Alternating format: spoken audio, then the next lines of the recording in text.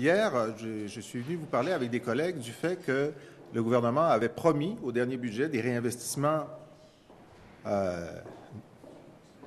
ne vais pas dire substantiels, mais insuffisants, mais quand même, c'était mieux que rien. Et vendredi dernier, le ministère des Finances du Québec, là, pas la CSN, le ministère des Finances du Québec a dit qu'il y avait 1 milliard de dollars d'investissements promis au dernier budget qui n'étaient pas encore dépensés, en particulier en éducation, où ce qui était promis, c'était 4,6 d'augmentation, et au 31 décembre, c'était 0,3 qui était fait. On a interrogé le premier ministre hier qui a dit « c'est la faute des réseaux ». Nous, le gouvernement libéral, on voulait le dépenser, mais les réseaux nous empêchent de le faire.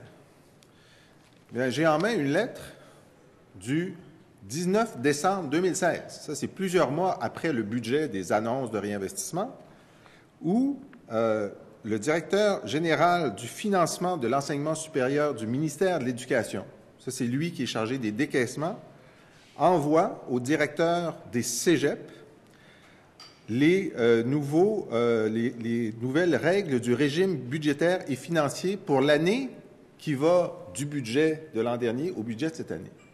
Alors, le réseau a reçu le 19 décembre dernier les règles pour investir l'argent nouveau promis plusieurs mois auparavant. Alors, si le décaissement n'est pas fait, ce n'est pas la faute du réseau, c'est la faute du gouvernement qui n'a pas donné au réseau les règles de décaissement avant Noël. Avant Noël. Alors, encore une fois, on a un gouvernement qui se lave les mains. C'est jamais de sa faute.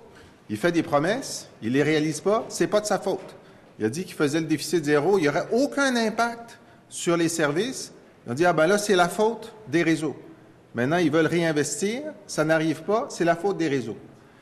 Et hier, le premier ministre a dit que tous les décaissements prévus seraient faits d'ici le budget, donc d'ici le 31 mars, d'ici 2 semaines. Ils vont dépenser 1 milliard de dollars en éducation et en santé d'ici 2 semaines. On a hâte de voir ça. On a très hâte de voir ça. Alors, on dit à tous les responsables de budget du milieu de la santé et de l'éducation, là, rentrez de bonne heure au travail parce que 1 milliard va rentrer d'ici 2 semaines pour dépenser d'ici 2 semaines. Alors, je pense qu'on se moque de nous. Le gouvernement libéral se moque des Québécois, se moque des réseaux, fait des promesses bidons, ne les réalise pas, et ensuite accuse les autres d'être responsables, alors que c'est lui-même qui envoie, le budget c'est en février, il envoie les règles en décembre, et ensuite il accuse les gens de ne pas dépenser l'argent. Je pense que le premier ministre a des explications à donner. Merci beaucoup, M. Lisée. On y a la période de questions. Merci d'avoir une question, une sous-question. M. Boivin, micro de gauche. Hier, il est apparu que le gouvernement était disposé à baisser les impôts en plus de réinvestir en santé et en éducation. Le chef de la deuxième opposition a dit votre promesse à l'élection, c'était moitié des surplus en baisse d'impôts, moitié au Fonds des générations. Vous, M. Lisée, s'il apparaît un surplus d'environ plus ou moins 4 milliards, comme il est prévu, est-ce que vous souhaitez que la moitié aille en baisse d'impôts et l'autre moitié au Fonds de génération, tel que promis par le gouvernement à l'élection? Le gouvernement a brisé toutes ses promesses. Dans ce cadre financier dans lequel, du Parti libéral de l'élection 2014, il promettait aucun choc fiscal aux familles sur les tarifs de garderie. Et il a provoqué le plus grand choc tarifaire de l'histoire des garderies. Il avait promis d'augmenter d'1 milliard par année les investissements dans les infrastructures. Il ne l'a pas fait. Et en fait, on a vu que même l'argent qu'il a promis d'investir dans les écoles cette année, il en a investi seulement la moitié.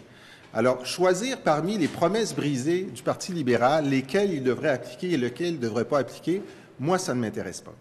Moi, ce que je dis, c'est qu'il y a un budget maintenant et on va vous dévoiler dans les jours qui viennent ce que nous, on propose pour le budget si on l'écrivait dans la situation actuelle. Donc, ce ne sera pas pour aujourd'hui, mais certainement, le mal causé dans les écoles et dans la santé, c'est le dégât qu'il faut réparer en priorité.